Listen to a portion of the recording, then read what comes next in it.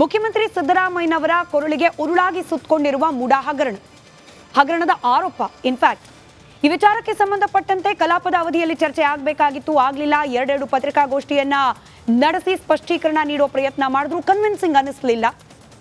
ರಾಜ್ಯಪಾಲರ ಅಂಗಳಕ್ಕೆ ಹೋಯಿತು, ಅದಕ್ಕೆ ತಮ್ಮ ಆಲೋಚನೆಗೆ ತಕ್ಕ ಉತ್ತರವನ್ನ ಸಚಿವ ಸಂಪುಟದಿಂದ ಕೊಡಿಸಿಯೂ ಆಗಿದೆ. ಅಲ್ಲಿಗೂ ನಿಂತಿಲ್ಲ.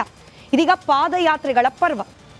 ಒಂದ್ ಕಡೆ ನಾಳೆ ದೋಸ್ತಿಪಾಳೆಯ ಪಾದಯಾತ್ರೆ ನಡೆಸಿ ಮುಖ್ಯಮಂತ್ರಿಗಳ ರಾಜೀನಾಮೆಗೆ ಆಗ್ರಹಿಸಲಿಕ್ಕೆ ವೇದಿಕೆಯನ್ನ ಅಣಿಗೊಳಿಸಿಕೊಂಡಿದ್ರೆ, ಅದಕ್ಕೆ ಒಂದು ದಿನ ಮುಂಚೆನೆ ಇದಕ್ಕೆ ಕೌಂಟರ್ ಅನ್ನೋ ರೀತಿಯಲ್ಲಿ ಕಾಂಗ್ರೆಸ್ನಿಂದ ಸಮಾವೇಶ. ಆದ್ರೆ ಈ ಸಮಾವೇಶ ಪಾದಯಾತ್ರೆಗಳ ಪರ್ವದ ನಡುವೆ ಅಸಲಿ ವಿಚಾರವನ್ನ ಮರೆತು ಪಕ್ಕಕ್ಕೆ ಹೋಗ್ತಾ ಇದೆಯಾ ಇಡೀ ಪ್ರಹಸನ?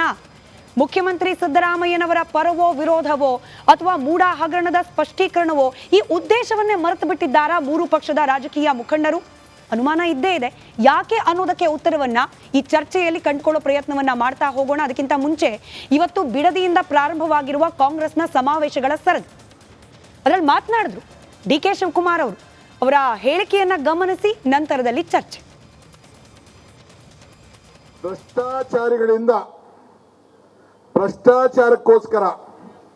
ಭ್ರಷ್ಟಾಚಾರಿಗಳಿಂದ ಹಮ್ಮಿಕೊಂಡಂತ ಪಾದಯಾತ್ರೆಯನ್ನ ಮಾಡಿ ನಮಗೆ ಇಂಥ ತಮ್ಮನ್ನೆಲ್ಲ ಭೇಟಿ ಮಾಡಿ ಹಲವು ಪ್ರಶ್ನೆಗಳನ್ನ ಕೇಳಲಿಕ್ಕೆ ಅವಕಾಶ ಮಾಡಿಕೊಟ್ಟಂತ ಜನತಾದಳ ಹಾಗೂ ಬಿಜೆಪಿ ನಾಯಕರುಗಳಿಗೆ ಅಭಿನಂದಿಸಲಿಕ್ಕೆ ನಾನು ಬಯಸ್ತಾ ಇದ್ದೇನೆ.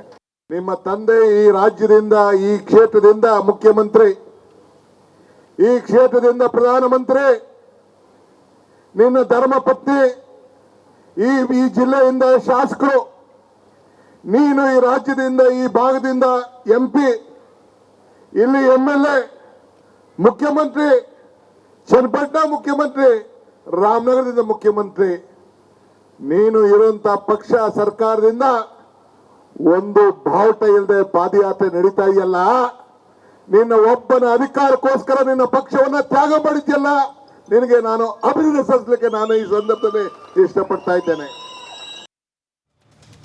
ನಾನು ಮತ್ತೆ ಹೇಳ್ತಾ ಇದ್ದೀನಿ, ಇವತ್ತಿನ ಚರ್ಚೆಯಲ್ಲಿರೋ ಅತಿ ದೊಡ್ಡ ಅನುಮಾನಕ್ಕೆ ಉತ್ತರ ಕಂಡುಕೊಳ್ಳೋ ಪ್ರಯತ್ನ ಏನಾಗುತ್ತೆ ಅಂತಂದ್ರೆ, ಈ ಪಾದಯಾತ್ರೆ ಅದಕ್ಕೆ ಕೌಂಟರ್ ಆಗಿ ನಡೀತಾ ಇರುವ ಸಮಾವೇಶ, ಅದ್ರ ಮೂಲ ಉದ್ದೇಶ ಏನು, ಯಾವ್ಯಾವ ಪಕ್ಷದ ಅವಗಾಹನೆಗೆ ಬಿಟ್ಟಂತೆ ಏನೇನು ನಡೀತಾ ಇದೆ ಅದರ ಪಕ್ಷದ ಒಳಗಡೆ ಈ ಸಮಾವೇಶ ಹಾಗೆ ಪಾದಯಾತ್ರೆಗೆ ಸಂಬಂಧಪಟ್ಟಂತೆ, ಇದು ಬೇಸಿಕ್ ಪ್ರಶ್ನೆ. ಇದರ ಜೊತೆಯಲ್ಲಿ 10 ಉಪ ಪ್ರಶ್ನೆ. ನೋಡೋಣ ಪ್ರಶ್ನೆಗೆ ಉತ್ತರ ಯಾವ ರೀತಿ ಬರುತ್ತೆ ಅಂತ ಹೇಳಿ. ಚರ್ಚೆಯಲ್ಲಿ ಇವತ್ತು ಕಾಂಗ್ರೆಸ್ನ ವಕ್ತಾರರಾದ ನಿಕೇತ್ ರಾಜ್ ಮೌರ್ಯ ಅವರು, ನಮಸ್ಕಾರ, ಕಾರ್ಯಕ್ರಮಕ್ಕೆ ಸ್ವಾಗತ. ಬಿಜೆಪಿ ವಕ್ತಾರರು ಕಿರಣ್ ಅಣಿಗೇರಿ ಅವರು, ನಮಸ್ಕಾರ ಸರ್. ಜೆಡಿಎಸ್ನ ವಕ್ತಾರರು ಮಹೇಶ್ ಗೌಡ್ರು, ಹಾಗೆ ಹಿರಿಯ ಪತ್ರಕರ್ತರು ರಾಜಕೀಯ ವಿಶ್ಲೇಷಕರು ಆದ ಸಮೀವುಲ್ಲಾ ಸರ್. ನಿಕೇತ್ ರಾಜ್ ಅವರೇ, ಇವತ್ತು ಬಿಡದಿಯಿಂದ ಪ್ರಾರಂಭವಾಗಿ ಮೈಸೂರುವರೆಗೆ 9ನೇ ತಾರೀಕುವರೆಗೂ ನಡೆಯುವ ಸಮಾವೇಶ ಮೂಲ ಉದ್ದೇಶ ಏನು? ಸುಳ್ಳುಗಳ ಅನಾವರಣ. ಯಾವ ಪಾರ್ವತಮ್ಮ ಅನ್ನುವಂತ ಹೆಣ್ಣುಮಗಳು ಸಿದ್ದರಾಮಯ್ಯನವರು ಮನೆಯವರು, ತನ್ನ ಮನೆಯವರು ಈ ರಾಜ್ಯದ ಮುಖ್ಯಮಂತ್ರಿ ಆಗ್ತಾ ಇದ್ದಾರೆ ಅನ್ನುವಂತ ಸಂದರ್ಭದಲ್ಲಿ ಕೂಡ ಪ್ರಮಾಣ ವಚನದ ಕಾರ್ಯಕ್ರಮಕ್ಕೂ ಬರದೆ ತಮ್ಮ ರಾಜಕೀಯ ಅವರ ಜೀವನದಿಂದ ಸಂಪೂರ್ಣವಾಗಿ ದೂರ ಉಳಿದು ಪ್ರಾಮಾಣಿಕತೆಯನ್ನೇ ಉಸಿರುವಂತ ಬದುಕಿರುವಂತ ಶ್ರೀಮಾನ್ ಸಿದ್ದರಾಮಯ್ಯನವರ ಬೆನ್ನೆಲುಬಾಗಿ ಶಕ್ತಿಯಾಗಿ ನಿಂತಿದ್ದಂತ ಪಾರ್ವತಮ್ಮನವರ ಹೆಸರನ್ನು ಬಳಸಿಕೊಂಡು ಇವತ್ತು ಈ ರಾಜಕೀಯ ವಿರೋಧಿಗಳು ಸದಾಕಾಲ ತಮ್ಮ ಕುಟುಂಬ, ಮಕ್ಕಳು, ಮೊಮ್ಮಕ್ಕಳು, ಅವ್ರ ಮರಿ ಮೊಮ್ಮಕ್ಕಳ ಹೆಸರಲ್ಲಿ ರಾಜಕಾರಣ ಮಾಡ್ತಾ ಅವರ ಹೆಸರುಗಳಿಗೆ 100 ಎಕರೆ ಭೂಮಿಗಳನ್ನ ಕಬಳಿಸ್ತಾ ದಾಖಲೆಗಳನ್ನು ಮಾಡ್ಕೊಂಡು ಬಂದಿರುವಂತ ಜನ ಇವತ್ತು ಸಿದ್ದರಾಮಯ್ಯನವ್ರನ್ನ ಬೀದಿಲಿ ನಿಲ್ಲಿಸಿ, ಪಾರ್ವತಮ್ಮನವ್ರನ್ನ ಬೀದಿಲಿ ನಿಲ್ಲಿಸಿ ಮೂಡಾ ಹಗರಣ ಅನ್ನುವಂಥ ಇಲ್ಲದೇ ಇರುವಂತಹ ಹಗರಣದ ಹೆಸರಿನಲ್ಲಿ ಅವರ ಹೆಸರನ್ನ ಸಿಲುಕಿಸಾಕುವಂತ ಪ್ರಯತ್ನ ಏನು ಮಾಡ್ತಾ ಇದ್ದೀರಿ? ಅದರ ವಿರುದ್ಧವಾಗಿ ಇವತ್ತು ಇಡೀ ಕರ್ನಾಟಕದ ಜನ ದಂಗೆ ಹೇಳ್ತಾರೆ.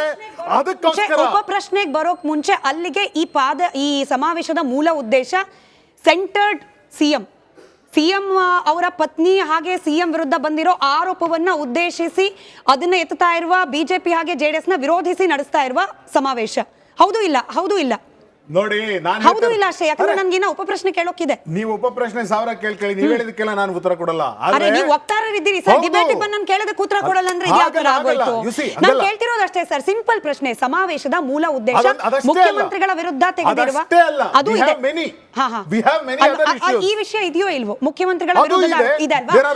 DK ಆನ್ CM ಅಂತ ಒಂದು ಬೈಟ್ ಇದೆ, ಅದನ್ನ ಪ್ಲೇ ಮಾಡಿ. PCR ರಿಕ್ವೆಸ್ಟ್ ಮಾಡ್ಕೊಳ್ತಿದ್ದೀನಿ. DK ಆನ್ CM ಅಂತ ಒಂದು ಬೈಟ್ ಇದೆ, ಪ್ಲೇ ಮಾಡಿ. ಗವರ್ನರ್ಗೇನು ಪ್ರಾಸಿಕ್ಯೂಷನ್ಗೆ ನಮ್ಮ ಮುಖ್ಯಮಂತ್ರಿಗಳ ಮೇಲೆ ಹೆಂಗೆ ಅರ್ಜಿಯನ್ನು ಕಳಿಸಿದೆ ಅದ್ರ ಬಗ್ಗೆ ನಾವು ಚರ್ಚೆ ಮಾಡ್ತಾ ಇಲ್ಲ ಇವತ್ತು. ಗವರ್ನರ್ಗೇನು ಪ್ರಾಸಿಕ್ಯೂಷನ್ಗೆ ನಮ್ಮ ಮುಖ್ಯಮಂತ್ರಿಗಳ ಮೇಲೆ ಹೆಂಗೆ ಅರ್ಜಿಯನ್ನು ಕಳಿಸಿದೆ ಅದ್ರ ಬಗ್ಗೆ ನಾವು ಚರ್ಚೆ ಮಾಡ್ತಾ ಇಲ್ಲ ಇವತ್ತು. ಗವರ್ನರ್ಗೇನು ಪ್ರಾಸಿಕ್ಯೂಷನ್ಗೆ ನಮ್ಮ ಮುಖ್ಯಮಂತ್ರಿಗಳ ಮೇಲೆ ಹೆಂಗೆ ಅರ್ಜಿಯನ್ನ ಕಳಿಸಿದ್ರೆ ಅದ್ರ ಬಗ್ಗೆ ಚರ್ಚೆ ಮಾಡ್ತಾ ಇಲ್ಲ ಇವತ್ತು. ಗವರ್ನರ್ಗೇನು ನನ್ನ ಪ್ರಶ್ನೆ ಕೇಳಲ್ಲ, ಇದಕ್ಕೆ ಉತ್ತರ ಕೊಡಿ ನಿಖಿತ್ ಅವರೇ. ನನ್ನ ಪ್ರಶ್ನೆ ಕೇಳಿದ್ರೆ ನೀವು ಉತ್ತರ ಕೊಡಲ್ಲ, ಇದಕ್ಕೆ ಡಿ ಕೆ ಶಿವಕುಮಾರ್ ಅವರ ಈ ಹೇಳಿಕೆಗೆ. ಹೌದು, ಈಗ ಡಿ ಕೆ ಸಾಹೇಬ್ರು ಹೇಳಿದ್ರಲ್ಲಿ ಏನು, ನಾವು ಗವರ್ನರ್ ಪ್ರಾಸಿಕ್ಯೂಷನ್ ಬಗ್ಗೆ ಮಾತನಾಡಿದ್ರೆ ಅದಕ್ಕೆ ಉತ್ತರ ನಾನು ಇವಾಗ ಇಲ್ಲಿ ಕೊಡಲ್ಲ ಅಂತ ಹೇಳಿದ್ರು. ಹಾಗಾದ್ರೆ ನಾನು ನಿಮ್ಗೊಂದು ಉದಾಹರಣೆ ಕೊಡ್ತೀನಿ. ಇವತ್ತು ಬಿಜೆಪಿಯವರು ಮತ್ತು ಜನತಾದಳದವರು ಏನ್ ಪಾದಯಾತ್ರೆ ಮಾಡಕ್ ಹೊರಟಿದಾರಲ್ಲ, ಮಹಾನ್ ಸಾಚಾಗಳು. ಬಿಜೆಪಿಯವರು ಕಳೆದ ವಿಧಾನಸಭೆ ಚುನಾವಣೆಯಲ್ಲಿ ಜನತಾದಳದವರ ವಿರುದ್ಧ, ದೇವೇಗೌಡರ ವಿರುದ್ಧ ಒಂದು ಪ್ರಕಟಣೆಯನ್ನು ಕೊಟ್ಟಿದ್ದಾರೆ, ಪತ್ರಿಕೆ ಒಳಗಡೆ ಆಡ್ಸ್ ಕೊಟ್ಟಿದ್ದಾರೆ. ಭಾರತೀಯ ಜನತಾ ಪಾರ್ಟಿ ಮೈಸೂರು ಘಟಕದ ಪ್ರಕಟಣೆ ಏನಪ್ಪಾ ಅಂತಂದ್ರೆ, ಮಾಜಿ ಪ್ರಧಾನಿ ದೇವೇಗೌಡರ ಕುಟುಂಬದ ಭೂ ಕಬಳಿಕೆಯ ಪಕ್ಷಿ ನೋಟ. ಯಾರಿದನ್ನು ಕೊಟ್ಟಿರೋದು? ಪೇಪರ್ನವರಿಗೆ, ಎಲ್ಲ ಮಾಧ್ಯಮಗಳಿಗೆ ಕೊಟ್ಟಿದ್ದಾರೆ ಅವರು. ಅವರು ಇದರೊಳಗಡೆ ಹೇಳ್ತಾರೆ, ಮಾಜಿ ಪ್ರಧಾನಿ ದೇವೇಗೌಡರು, ಅವರ ಮಗ ಕುಮಾರಸ್ವಾಮಿ, ಎಚ್ ಡಿ ರೇವಣ್ಣ ತಮ್ಮ ಆಡಳಿತಾವಧಿಯಲ್ಲಿ ನಡೆಸಿರುವಂತಹ ಭೂ ಹಗರಣಗಳ ವಿವರಗಳನ್ನ ಜನಾರ್ದನರ ಪರಾಮರ್ಶೆಗೆ ನಾವಿಲ್ಲಿ ಪ್ರಸ್ತುತಪಡಿಸ್ತಾ ಇದ್ದೀವಿ. ಕರ್ನಾಟಕ ರಾಜ್ಯದಲ್ಲಿ ವಿರೋಧ ಪಕ್ಷವಾಗಿ ಜೆಡಿಎಸ್ ನಾಯಕರು ಶ್ರೀಸಾಮಾನ್ಯರಲ್ಲಿ ಅನಗತ್ಯ ಗೊಂದಲವನ್ನ ಉಂಟು ಮಾಡುವಂತ ಹೇಳಿಕೆಯನ್ನು ಕೊಡ್ತಾ ಇದ್ದಾರೆ. ಕುಮಾರಸ್ವಾಮಿ ನೋಡಿ,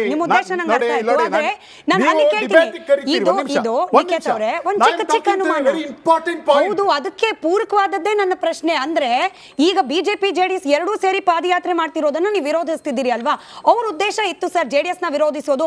ಇವತ್ತಿನ ಸಮಾವೇಶದ ಉದ್ದೇಶನೂ ಜೆಡಿಎಸ್ ವಿರೋಧಿಸೋದ, ಕುಮಾರಸ್ವಾಮಿ ಅವರನ್ನ ವಿರೋಧಿಸೋದ? ಯಾರು ಇವತ್ತು ನೀವು ಸಮಾವೇಶ ಬಿಡದಿಯಲ್ಲಿ ಮಾಡಿದ್ರ ಉದ್ದೇಶ? ಇವತ್ತಿನ ಸಮಾವೇಶದ ಉದ್ದೇಶ ಜನರಿಗೆ ಸತ್ಯವನ್ನು ತಿಳಿಸೋದು. ಯಾಕೆ ಅಂತಂದ್ರೆ, ಕರ್ನಾಟಕದಲ್ಲಿ ಸಿದ್ದರಾಮಯ್ಯ ಅಂದ್ರೆ ಇವ್ರ ಪಾಲಿಗೆ ಸಿದ್ದರಾಮಯ್ಯ ಫ್ಲವರ್ ಅಲ್ಲ, ಸಿದ್ದರಾಮಯ್ಯ ಇಸ್ ಫೈರ್.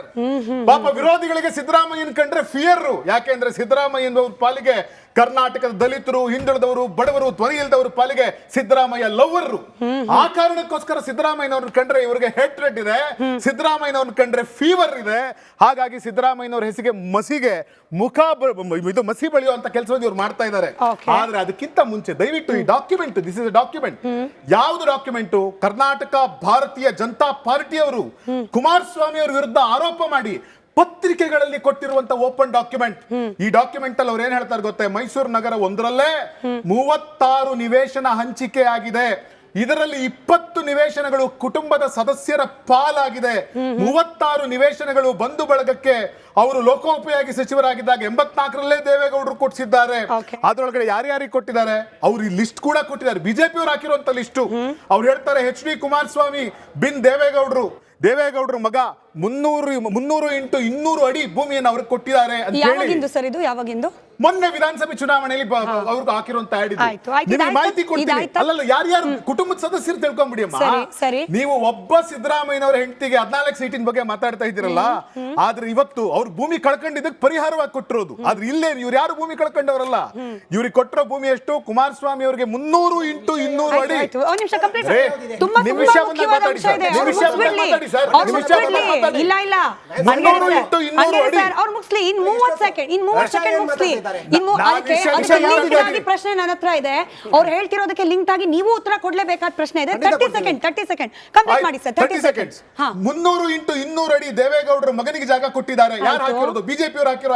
ಅಲ್ವಾ? ಆಯ್ತು ಸರ್. ದೇವೇಗೌಡರ ಮಗನಿಗೆ 50 ಇಂಟು 80 ಅಡಿ ಸೈಟ್, ಜನರಿಗೆ ಸಿಗದೇ ಇರೋ 40 ಇಂಟು 60 ಜನರಿಗೆ ಸಿಗದೇ ಇರೋ ವಿಚಾರ ಅಲ್ಲ.